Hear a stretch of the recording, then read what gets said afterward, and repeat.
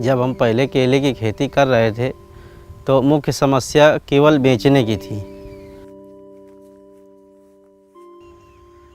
लागत और मेहनत के हिसाब से मिर्ची का रेट जो है 2500-3000 से कम ना होना चाहिए, लेकिन अभी जो रेट है 1300 रुपये कुंटल है। ये रेट सही नहीं मिलता है तो नुकसान है। India is the second largest producer of fruits and vegetables. With the current production of 320 million metric tons, only 8% of the fruits and vegetables have access to storage. चूँकि पेरिसेबल आइटम है ये, तो व्यापारी भी इस चीज़ को समझ रहा है तो वो उसके सबसे कम रेट लगाता है। तो फार्मर्स को अभी तक सबसे बड़ी समस्या ये थी कि वो उन्हीं पर अधीन था और वो ही रेट डिसाइड करते थे। कभी कभी तो फार्मर के खेत पे ही ख़राब हो जाता था केला और वो उसको ख़रीदने नहीं आते थे।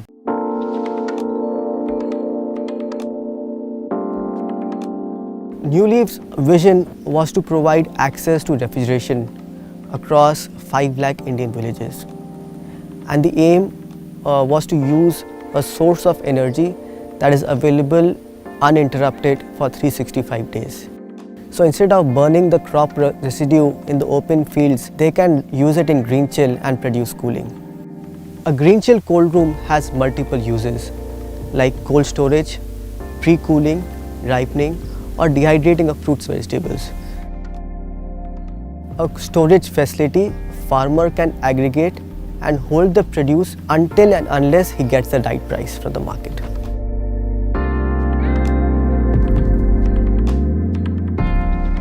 अब हमारे यहाँ अमौली ब्लॉक में खेत किसान की तरफ से जो ग्रीन चिल लगा हुआ है, तो अब हम उसी में अपना केला बेचेंगे, जिससे बाहरी व्यापारी से हमें अच्छा रेट मिलेगा और जो उसका बेनिफिट होगा वो हमारे समूह में ही रहेगा, जो हमारे शेयर होल्डर में आता है।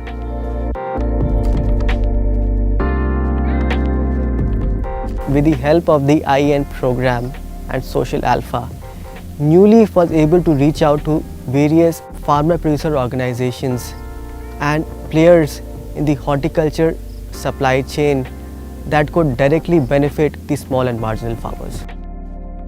भारत सरकार, प्रदेश सरकार, हॉर्टिकल्चर डिपार्टमेंट ये बेहतर रूप से अगर सब लोग मिल के काम करेंगे तो किसानों की निश्चित रूप से आमदनी बढ़ेगी। IEN द्वारा विभिन्न नई टेक्नोलॉजीज़ को जो ला करके प्रोत्साहित किया जा रहा है, जैसे new leaf biomass based cold storage बनाए गए हैं, इसका प्रदर्शन हो रहा है, वो बहुत ही सराहनीय है। और निश्चित रूप से इनका यदि कृषकों के बीच मध्यम ज़्यादा से ज़्यादा प्रचार प्रसार करते हैं तो तभी हमारे किसानों को अधिक से अधिक लाभान्वित किया जा सकता है और उनको न केवल उनके उपज का वास्तविक मूल्य मिल पाएगा, बल्कि उनका जो हानि और लॉस होता है उससे उनको बचाया जा सकता है और कृषकों की आय को दूना किया जा सकता है।